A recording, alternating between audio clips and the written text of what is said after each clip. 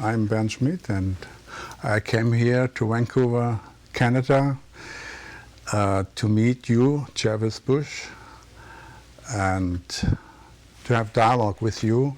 And we have different directions. We already started to have some dialogues. What is interesting us, you are a professor for leadership, and you brought out a book that is really intriguing many people. It's on dialogic organizational development. And what I especially like, we said that you are saying it's not a new fashion of some kind, it's a new mindset.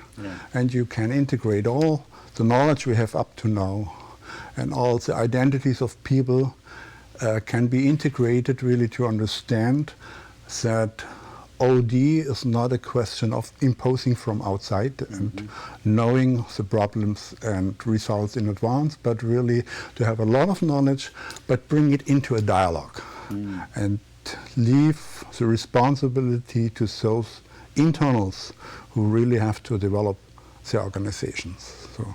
Yeah, I think that's an interesting way of putting it. I think organization development, real organization development, has always believed that you have to leave the responsibility for change to the people inside the organization.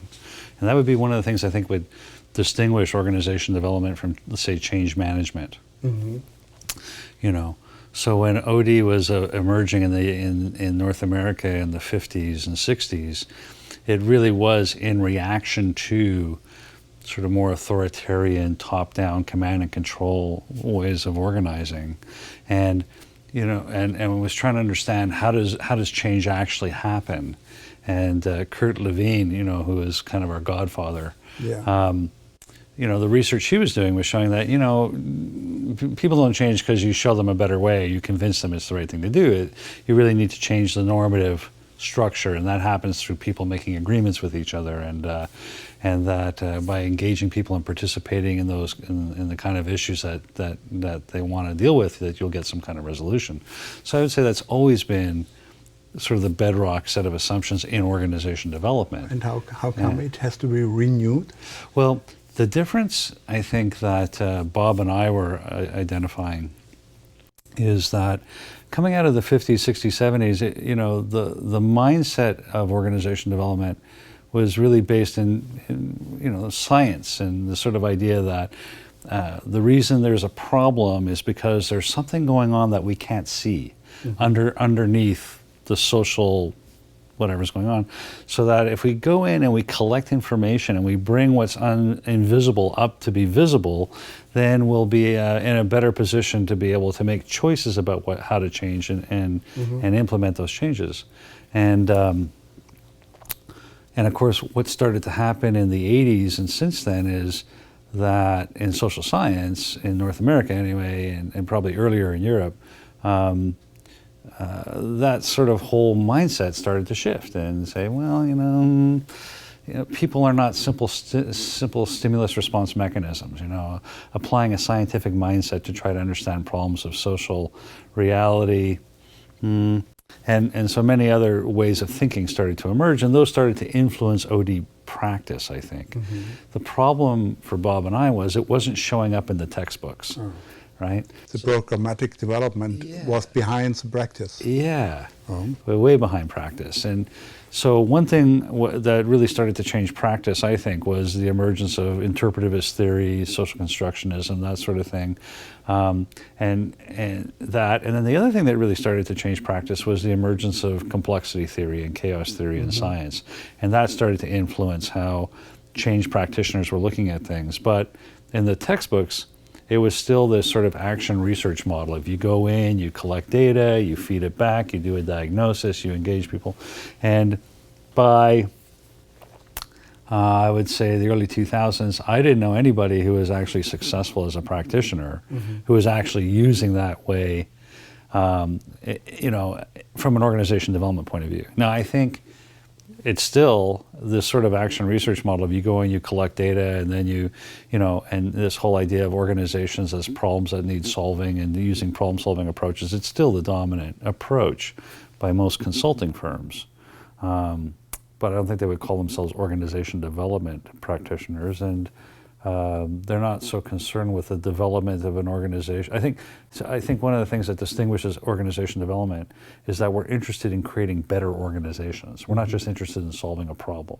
We're not just interested in introducing a specific change. We're interested in increasing the capacity of the system. And you know, and then you know, the question is, what's development? And I think OD still rests on a very humanistic set of assumptions about what development means, right? It means increasing self-awareness. It means, you know, so at a collective level, a greater ability for people to be able to talk to themselves about themselves, you know, and to do that in more complex and self-aware kinds of ways. You know, so an organization in which people feel oppressed and don't feel like they can say what they really think is a much less developed organization than one in which, you know, people can feel like they have voice and they can express what they think. So that's one thing. Another one is the ability of a system to actualize its potential, right? The more developed, the more it can actualize its potential. It even knows what it is, so on and so forth. There's a third thing that I think humanists would say about development. Greater ability to make choices and make decisions based on rationality and not emotionality, right? So, so in a less developed system, there's more impulsivity. People are pushed around by their anxiety, that sort of stuff. In a more developed system, they're able to be aware of their emotions, but not have them rule them, sort of thing, right? So I think, like, that sort of logic, unfortunately, got lost in the commercialization of organization development. But I think it's still what drives or animates many of the people who would call themselves organization development practitioners, is that we're trying to develop organizations. So anyway. So you're somehow catching up really to show a classical program in a new way.